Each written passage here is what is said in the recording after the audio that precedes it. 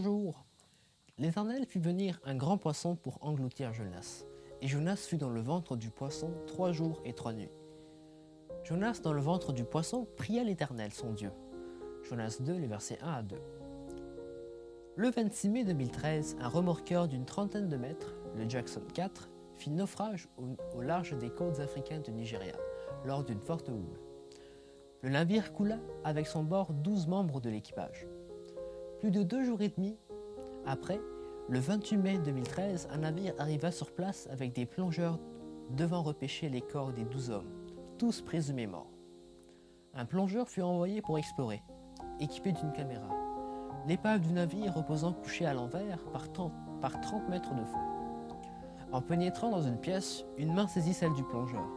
On entend alors le plongeur et le coordinateur, l'assistant depuis la surface, s'éclamer ébahis. « He's alive! He's alive! Il est en vie! Il est vivant !» Je t'invite à regarder cette vidéo émouvante et extraordinaire accessible en ligne. On découvre alors un homme, Harrison, Okene, ayant de l'eau jusqu'au torse, dans une poche d'air au fond du navire, avec pour seule nourriture des boissons gazeuses, ce qui lui a permis de survivre pendant 62 heures, soit près de 3 jours. Ce cuisinier nigérien de 29 ans se préparait à mourir de façon horrible, car humainement parlant, il ne semblait y avoir aucune issue. D'ailleurs, peu de temps avant l'arrivée du plongeur, Harrison priait et récitait un psaume. L'équipage mit un casque de scaphandrier à Harrison et après l'avoir fait sortir de l'épave, il fut placé dans une chambre de décompression avec ses sauveteurs. Harrison put rejoindre sa famille quelques jours après.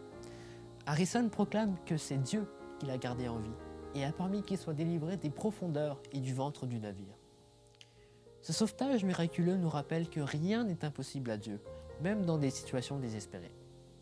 Cela rappelle aussi l'épisode de Jonas, avalé par un grand poisson.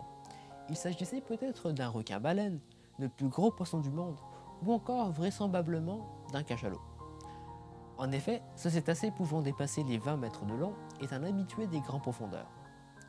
Le cachalot plonge régulièrement chassé entre 400 et 2000 mètres de profondeur. Jonas fait allusion à ses descentes en profondeur et à son sauvetage. Je suis descendu jusqu'aux racines des montagnes. Les barres de la terre m'enfermaient pour toujours. Mais tu m'as fait remonter vivant de la fosse, éternel mon Dieu. Jonas 2, le verset 7. Que ce soit pour Jonas ou pour Harrison Okene, seul Dieu pouvait leur conserver la vie durant 3 jours au fond de la mer, puis les faire remonter vivants à la surface. Pour l'anecdote, Jonas devait prêcher aux 120 000 habitants de Ninive afin de leur préserver la vie. Et, petit clin d'œil du Seigneur, Ninive était une grande ville de 3 jours de marche. Extrait d'Olivier Régis. Bonne journée.